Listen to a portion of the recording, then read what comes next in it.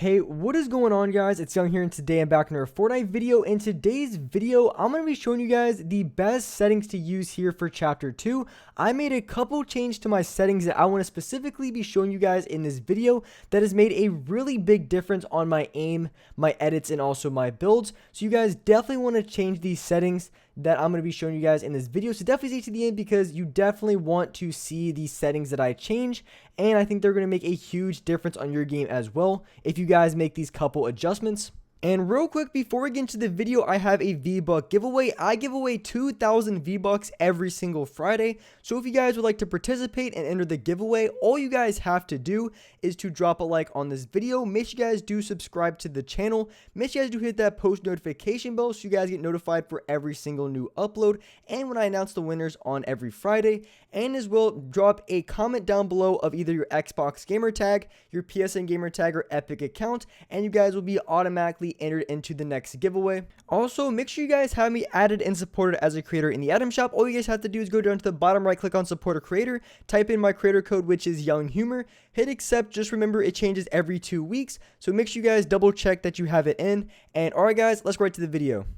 Alright, so in this video, I want to share with you guys the settings that I currently have, and as well the couple of adjustments that I made that has really made a huge difference on my gameplay. I've been able to win a lot more gunfights, which in turn has helped me win a lot more games. So I want to share with you guys the few changes that I made and exactly why I changed them. So here, going into my settings, the first change that I made is going to be with my X and Y sensitivity. So I was on about a 44% on both. I was on like a 45 to 44, but I decided to bump up my X and Y sensitivity to a 47% on both. Now there is a very specific reason in which I did this. Well, there's two reasons, which I'll get into in just a second, but I did lower my building and also my editing sensitivity, which of course, if you raise your X and Y sensitivity, you're going to have to lower your building and editing because your building and editing is a multiplier of your horizontal and vertical sensitivity. So that's why I changed that too, but it's basically the same I've been playing on.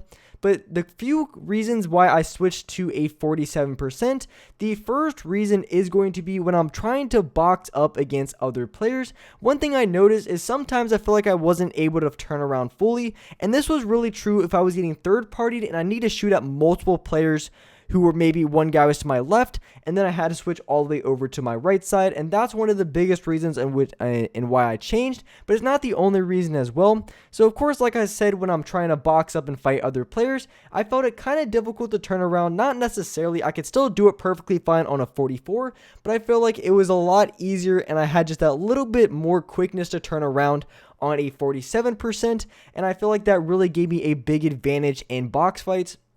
And as well, another reason in which I decided to raise my X and Y sensitivity is because it makes it significantly faster to reset your builds. So when it comes to editing and free building, it's going to be a lot easier. Now, the reason why raising your X and Y sensitivity is going to give you an advantage on resetting your structures is because when you're going for a reset on a structure, you have to hover back over the build in order to edit it. You can't just edit it out of nowhere. So after you finish editing a structure, you have to then go back over to the wall that you edited, hit the edit button, and then go off with your reset. So if you play on a really low X and Y sensitivity, it's going to be much harder to reset your structures because then you have to spend the extra time it takes to move over and hover over the edit on the wall in order to reset it. So playing on a little bit higher of an X and Y sensitivity is going to help you with your editing speed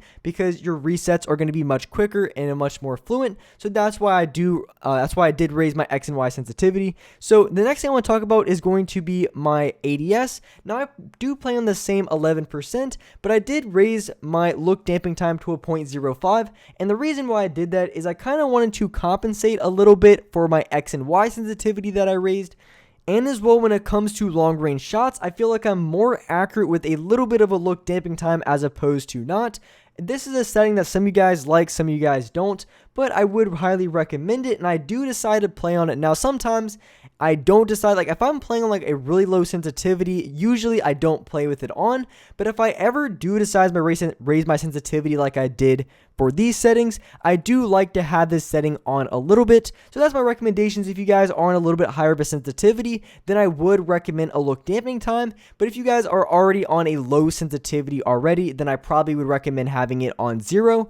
But having a little bit of a look dampening time, for me, it feels like I have a little bit more control over my crosshair. So when I'm going for flick shots or if I'm shooting people from long ranges, I feel like I'm a little bit more accurate with it on higher sensitivity. I feel like I'm able to control my high sensitivity better while still having the same feel of being very quick, but not really to the point where I feel like I'm out of control, because that's really one of the big disadvantages that you can have on a high sensitivity. I like high sensitivities a lot because you're really quick, you can be very fast, but the only downfall that I can honestly see is just not having enough control. But with a little bit of a look damping time, I feel like I have that control back a little bit, and I feel like I'm able to play on a little bit higher sensitivity than before, and this really helps out a ton when you're aiming, when you're building, and also when you're editing, and just any sort of movement or mechanic in this game where you're going to have to make or have a lot of control. Having a little bit of a look damping time could give you an advantage in those areas.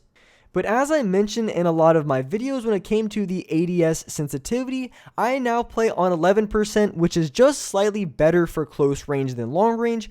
I only recommend anything from like a 10% to a 12%. Anything else I think is just going to be a little bit too high or too low. So from 10% to 12%, I really like a lot for my ADS sensitivity. So going into my dead zones, one recent change that I made that has made a huge difference on my game is I play on a slightly lower dead zone when it comes to my look stick dead zone. So that's gonna be my right analog stick, and the reason why I play on just a little bit lower dead zone is because it makes it feel a lot more responsive, and I have a lot more control over my shots when I do. Of course, when you lower your dead zones as much as this, you're going to have a little bit of a stick drift, but it's not something that you necessarily really notice unless you're standing still or you're in a position where you're not looking at all. Then you're going to feel a little bit of a stick drift. But when you're in a gunfight against other players and you're taking shots, that little bit of a stick drift is going to have little to no effect on you whatsoever. So that's why you want to have a lower dead zone, especially when it comes to your right analog stick. And when it comes to your left, you don't want to have it as low because you want to be able to get off your med kits without it interrupting.